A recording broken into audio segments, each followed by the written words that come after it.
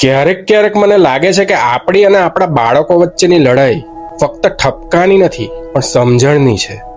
આપણા માતા પિતા આપણને ઠપકો આપતા હતા, ખીજવાતા હતા, ક્યારેક તમાચો પણ મારતા હતા અને આપણે રડતા રડતા જઈને કહેતા હતા, સોરી પપ્પા, સોરી મમ્મી, હવે પછી આવું નહીં થાય. કારણ કે આપણને ખબર હતી કે આપણા માતા પિતા ગાંડા નથી. આપણે કોઈ ભૂલ થઈ હશે એટલે જ આપણને ઠપકો પડ્યો, ખીજવાયા, માર પડ્યો છે. કારણ કે આપણને ખબર હતી કે આ ઠપકા પાછળ નફરત નથી, તેમનો ડર છુપાયેલો છે. એ ડર કે ક્યાંક તેમનું બાળક ખોટા માર્ગ ઉપર ના ચાલી જાય.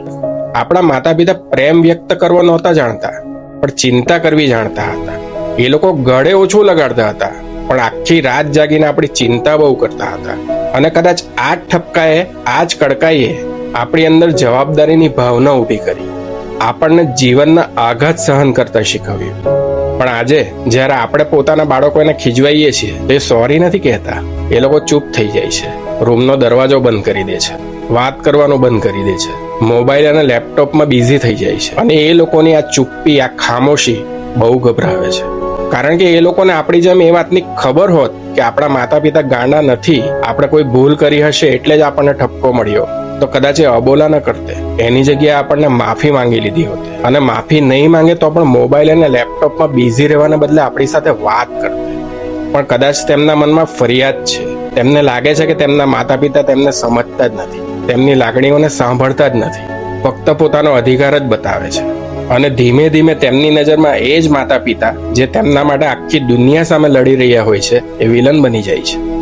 એક પિતા દુનિયાના દરેક ટોણા સહન કરી શકે છે, પણ પોતાના બાળકની ખામોશી નથી સહન કરી શકતો. તેમના માટે બધું કર્યા પછી પણ તેમના દિલમાં પોતાના માટે ફરિયાદ નથી સહન કરી શકતો.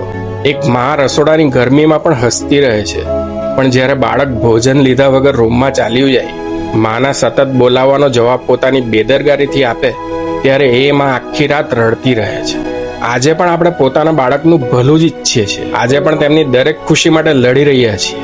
પણ કદાચ આપણે પ્રેમ વ્યક્ત કરવાની રીત હારી ગયા છીએ. અને બાળકો આપણા ઠપકા પાછળ છુપાયેલો ડર નથી વાંચી શકતા. અને આપણા ડરને દૂર કરવાની કોઈ કોશિશ કરતા પણ નથી દેખાતા.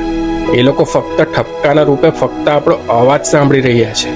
આજકાલના બાળકોનો પોતાના માતા પિતા સાથેનો સંબંધ તૂટી રહ્યો છે. કારણ કે સંબંધો ત્યારે નથી તૂટતા જ્યારે બે લોકો વચ્ચે ઝઘડો થાય છે. સંબંધો તો ત્યારે તૂટે છે જ્યારે બે લોકો વચ્ચે મૌન આવી જાય છે. તમે મારી વાત સાથે સંમત હો તો કમેન્ટમાં જરૂર જણાવજો.